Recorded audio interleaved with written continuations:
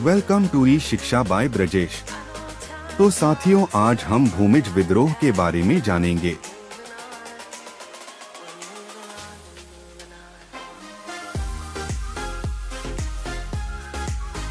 भूमिज विद्रोह तत्कालीन बंगाल राज्य, अब झारखंड एवं पश्चिम बंगाल के मिदनापुर जिले के बाराभूम, धलभूम और जंगल महल क्षेत्र में स्थित भूमिज आदिवासियों द्वारा 1766 से 34 के दौरान में किया गया विद्रोह है।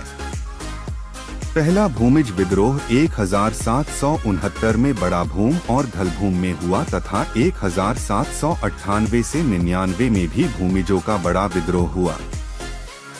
इसके बाद गंगा नारायण सिंह के नेतृत्व में 1831 से 33 में भूमिजों का एक संगठित विद्रोह हुआ।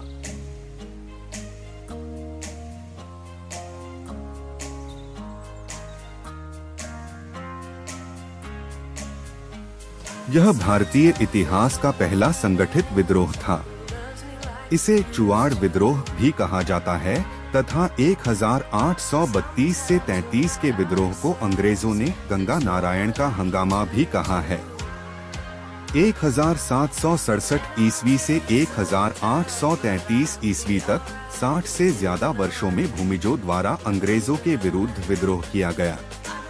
इस विद्रोह को जंगल महल आंदोलन भी कहा जाता है। 1765 ईस्वी में दिल्ली के बादशाह शाह आलम ने बंगाल, बिहार, उड़ीसा की दीवानी ईस्ट इंडिया कंपनी को दी थी। इससे आदिवासियों का शोषण होने लगा तो भूमिजों ने विद्रोह कर दिया।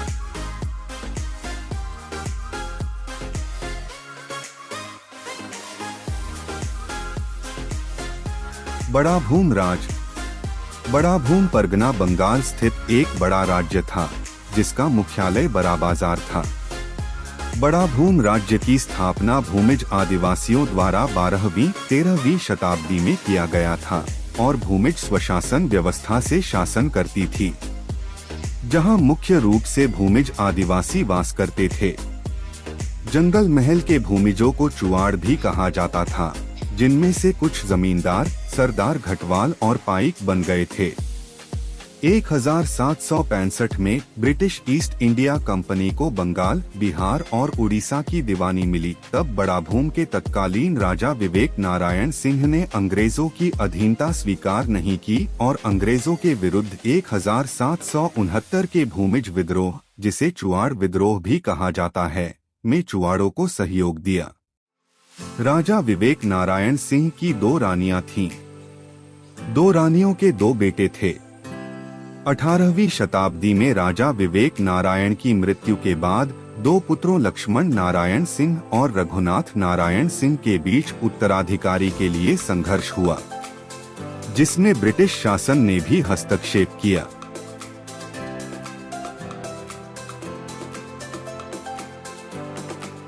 पारंपरिक भूमिज प्रणाली के रिवाज के अनुसार बड़ी रानी के पुत्र लक्ष्मण नारायण सिंह राजा के रूप में एकमात्र उत्तराधिकारी थे, लेकिन अंग्रेजों द्वारा छोटी रानी के पुत्र रघुनाथ नारायण को राजा के रूप में नामित करने के बाद एक लंबा पारिवारिक विवाद शुरू हो गया।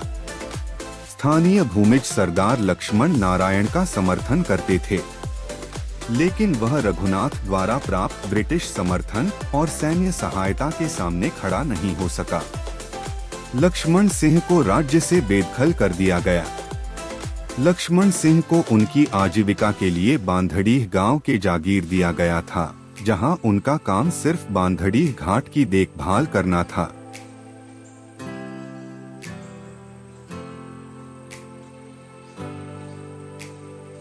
लक्ष्मण सिंह अपने अधिकारों को वापस पाने के लिए संघर्ष करते रहे।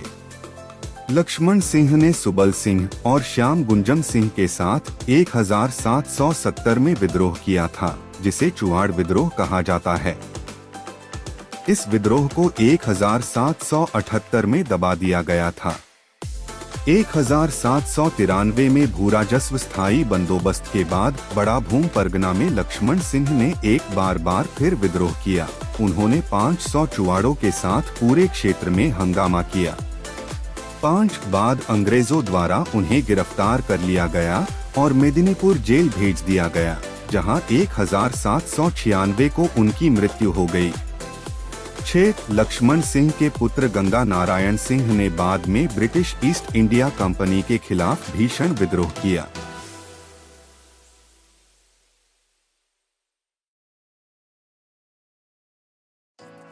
1798 में राजा रघुनाथ नारायण सिंह की मृत्यु के पश्चात बड़ा भूम जमींदारी में फिर विवाद उत्पन्न हुआ। रघुनाथ नारायण की 2 पत्नियां थीं, जिनमें पहली पत्नी पटरानी का पुत्र माधव सिंह उम्र में छोटा और दूसरी रानी का पुत्र गंगा गोविंद सिंह उम्र में बड़ा था। पटरानी का पुत्र होने के कारण सभी भूमिज माधव सिंह का समर्थन कर रहे थे, लेकिन अंग्रेजी अदालत ने गंगा गोविंद सिंह को यह कहकर राजा घोषित किया कि जमींदारी पर पहला हक बड़े पुत्र का होगा, कोई फर्क नहीं पड़ता कि उसकी मां पहली या दूसरी पत्नी थी।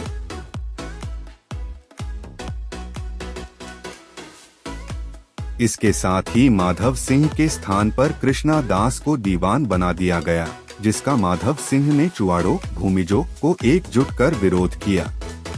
बाद में अंग्रेज सरकार द्वारा कृष्णा दास को हटाकर माधव सिंह को दीवान बनाया गया, लेकिन माधव सिंह अपने पद का दुरुपयोग करने लगा और उसका अत्याचार बढ़ने लगा।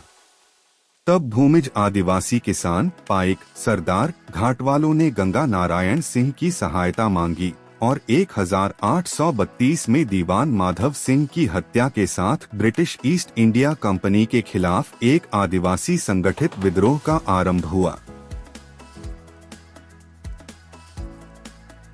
विद्रोह 1832 से 33 के भूमिज विद्रोह की नींव 60 साल पहले ही रख दी गई थी। 1769 में धालभूम और बड़ा भूम में सर्वप्रथम भूमिज विद्रोह की शुरुआत हुई, जिसे चुवाड़ विद्रोह की नाम से भी जाना जाता है, जो अंग्रेजों की विरुद्ध भारतीय इतिहास का पहला विद्रोह था। 8. 1771, 1778, 1784, 1787, 1792 से 93, 1798 से 99, 1805, 1816 और 1820 में भी भूमिजों का बड़ा विद्रोह हुआ। भूमिज विद्रोह चुवाड़ विद्रोह पूरे जंगल महल क्षेत्र में 1768 से 1831 तक छिटपुट रूप से चला, लेकिन 1832 में गंगा नारायण की नेतृत्व में सभी भूमिज राजा, जमींदार, सरदार, घाटवाल, पाइक, किसान संगठित रूप में विद्रोह किया।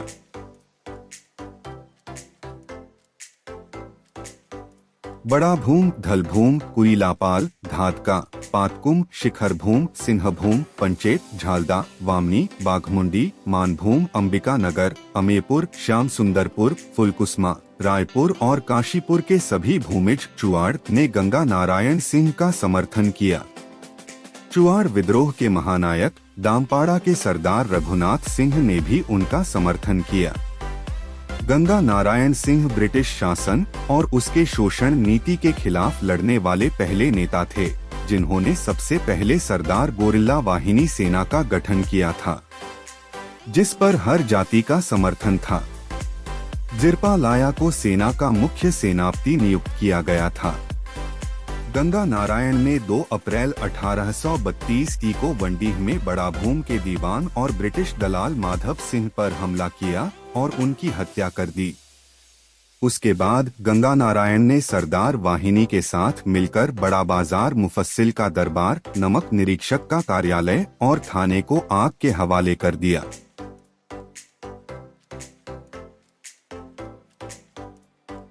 बांकुड़ा के कलेक्टर रसेल गंगा नारायण को गिरफ्तार करने पहुंचे, लेकिन सरदार वाहिनी सेना ने उसे चारों तरफ से घेर लिया।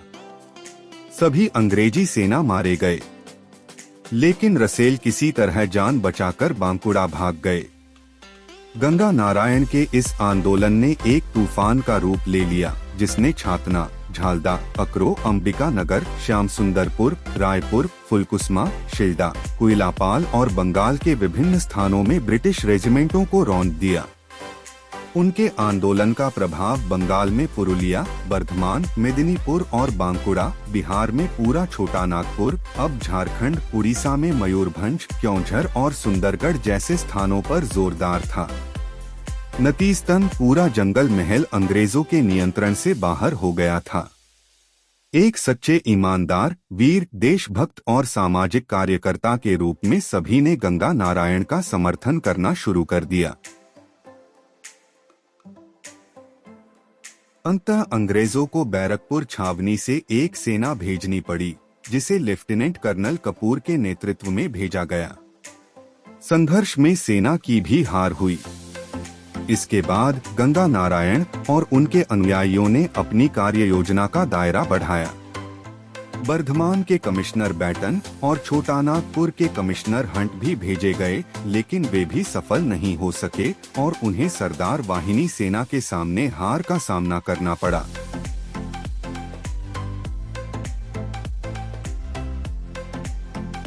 अगस्त 1832 से फरवरी 1833 तक बिहार के छोटा नागपुर, अब झारखंड, बंगाल के बांकुड़ा, पुरुलिया, बर्धमान, मेदिनीपुर, उड़ीसा के मयूरभंज, क्योंझर और सुंदरगढ़ और पूरा जंगल महल अस्त व्यस्त रहा। अंग्रेजों ने गंगा नारायण सिंह को दबाने की हर तरह से कोशिश की, लेकिन गंगा नारायण की चतुराई और युद्ध कौशल के सामने अंग्रेज टिक नहीं पाए। बर्धमान और छोटा नागपुर के आयुक्त गंगा नारायण सिंह से हारकर रायपुर, उड़ीसा भाग निकला। इस प्रकार संघर्ष इतना तेज और प्रभावी था कि अंग्रेजों को भूमि बिक्री कानून, उत्तराधिकार कानून, लाख पर उत्पाद शुल्क, नमक कानून, जंगल कानून को वापस लेने के लिए मजबूर होना पड़ा।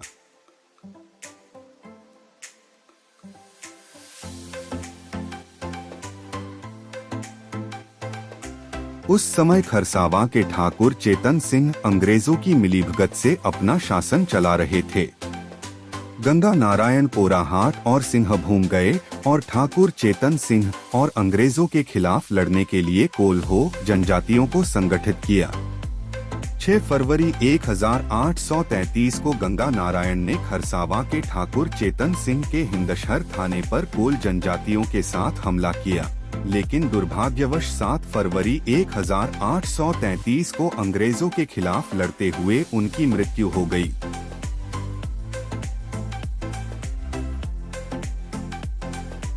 इस प्रकार 7 फरवरी 1833 को एक पराक्रमी योद्धा, जिसने अंग्रेजों के खिलाफ लोहा लिया, भूमिज विद्रोह, चुआड़ विद्रोह भी के महानायक गंगा नारायण सिंह ने अपनी अमिट छाप छोड़ी और अमर हो गए। भूमिज विद्रोह के बाद 1833 के नियमन 13 के तहत शासन प्रणाली में व्यापक परिवर्तन हुए। राजस्व नीति में परिवर्तन हुआ और छोटा नागपुर को दक्षिण पश्चिम सीमांत एजेंसी के एक भाग के रूप में स्वीकार किया गया। और अधिक जानकारी के लिए हमारे चैनल को लाइक, शेयर एंड सब्सक्राइब करें। Thank you.